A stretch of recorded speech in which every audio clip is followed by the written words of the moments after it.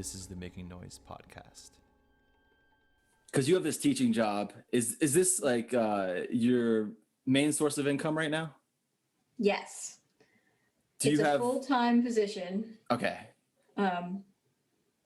Yeah, I teach full-time, technically 40 hours a week, Mm. give or take, teaching clarinet lessons at Arkansas State University. And I teach one class, which is clarinet techniques for music education. Mm. So it's mostly future band directors who are taking clarinet techniques in order to learn how to play the instrument better so that they can teach it in their classroom.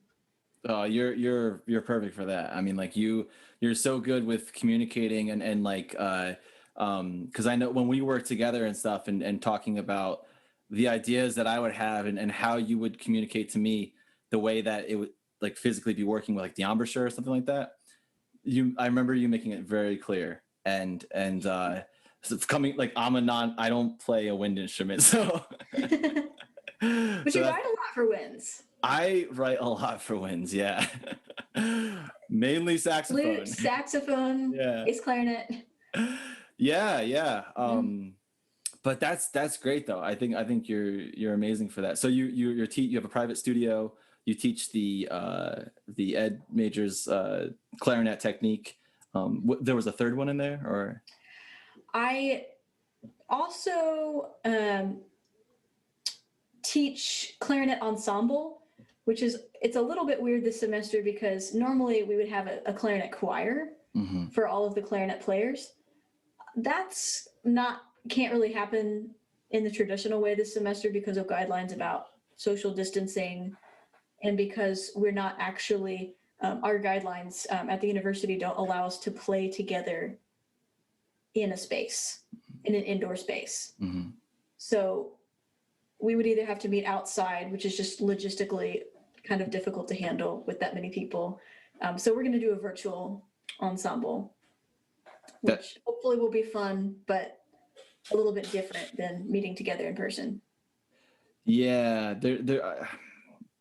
I can definitely see a lot of the complications and barriers that creates, doing it all online and stuff, especially as an ensemble. Yeah, and we have obviously band and orchestra and other large ensembles here too, and so none of them can meet in the normal capacity in person. So they're doing like the band is doing they're actually doing like a creative projects semester, which I think is awesome. And so the students get the chance to enroll in a creative project of their choice. Mm-hmm. So one of them is like chamber ensembles with just a few people that are playing together. One of them is actually composition. So they write a piece for somebody else in the class and then get a chance to have it performed and workshopped. So I met with them a couple weeks ago to talk with them about writing compositions most of them for the first time. But they get to choose, and like there's also like a history option. And then one of them is like an education class, like a education literature class, like music for middle and high school level students. So I don't know. I think it's turning out to be a really cool thing because they're getting these experiences they wouldn't have had, if it'd been a normal semester playing together. Even though it's really sad also, but. Yeah, that's through the wind ensemble? It's through the band. So there's two bands and it's sort of like you choose your own adventure. Based on what you're interested in and that's cool. That's really that's so interesting. I mean, I love that there's such a variety in that because especially as a student, you're 18, maybe even 17, but like 18, 19 years old, like you're trying things out, you're discovering new things and new experiences and stuff and when I was like 17, I wasn't going to go to college. I had no aspirations to go to college because I didn't know what the hell I wanted to study, And then, so like with that in mind, it's like, what 17-year-old really knows what they want to do for the rest of their life, Mm-hmm. Like, and it's not to say that 17-year-olds don't have a clue about anything, but like, that's a tall order, you Mhm. know? So I think that's so great that the ensemble's providing this track where it's like, yeah, try this, try that, do this, do that. And then let's see what happens. Mhm. Yeah, I like that as well. And I mean, I agree. I mean, the university system is so challenging because, we have such a, there's a lot of social pressure on young people, and, like that there's an expectation to go to college. Mm.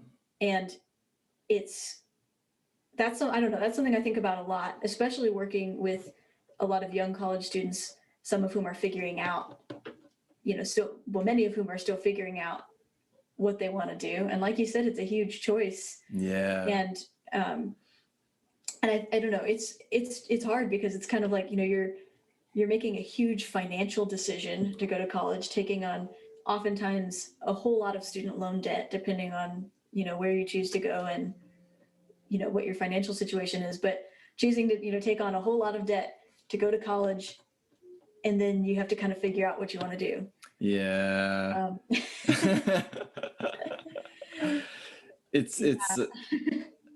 It's something that when I was that age, I didn't think that much about, Mhm. and I ended up going to college only because the local county college near me had like an instant application day. And I never even took SATs in high school because I wasn't going to go to college. So like, why would I take SATs? But because it was a county college, you didn't have to take the SATs to get in. Once you were accepted, you had to take a placement exam to see if you need to take remedial classes or you can just go straight into like college algebra, and so, yeah, I went through that. That was my process. That was like my I'm going to college now, like story. That's awesome. So I don't know if we've ever talked about this before. So did you do like an associate's degree and then, because I know you got a 4-year degree after that. Yeah, I got my associates at the County College of Morris, which is in Randolph, New Jersey. It's funny because the County College of Morris turns into CCM, so then you Cincinnati. Exactly, yeah. And it's funny too because after that I went to Montclair State University, which turns into MSU. So I mean, there's so many weird there's those two weird connections right there where the abbreviation of the school also connects to a well-known Midwestern school of music. Yeah. But yeah, that was my path essentially. Was like I got my associates for music performance and classical guitar, and then when I went to Montclair, I studied music theory and composition. Wow. So you got an associate's in music, because there's not a whole lot of programs that offer an associate's. Yeah, yeah. Actually, the county college I went to is an exceptional school, and I think in 2015 or 16, they built an actual music building with a recording studio and yeah, I was That's awesome. I was so excited to learn about that. I mean, I haven't looked into other county colleges or community colleges, but part of why I went to that school was I lived in this county called Sussex County, but Sussex County Community College didn't have a music program. So I had to go to the County College of Morris instead. And fortunately, Sussex County Community College paid for the classes that they didn't offer. Oh, that's great. So you were Yeah. able to, you had that cost covered, and then you were doing it through the local county one. Exactly. Yeah. So Oh, like that's nice. any of the music classes I took, I didn't have to pay for because County College of the Sussex County Community College didn't offer it, so they covered it because I was a county resident. Mm-hmm. Yeah. Interesting little loophole right there, Oh yeah, that's awesome. Yeah. But it is pretty unusual. I mean, because I'm trying to think. I mean, where I'm from Southwest Missouri, and where I'm from, I mean, I'm not aware of any community college anywhere near where I grew up that offered an associates of music, at least at the time. I know they had music classes, but I don't think that there was any way for you to get an associate's in music. I think you could just take some classes and then transfer to a 4-year. Like you would just take gen ed classes and then transfer to a 4-year and do your music classes there. So you got pretty lucky. Oh, I feel so lucky. I am incredibly proud to have gone through that institution, and all of my friends, everyone I know that has studied there. I mean, no one could say anything bad about it. You know, it's just a great place all around. And yeah, anyone listening who lives in northwestern New Jersey, County College of Morris, you want to study music? Joe Bellotti, Jose Bevia, Richard Gradone, all amazing instructors. They're great people.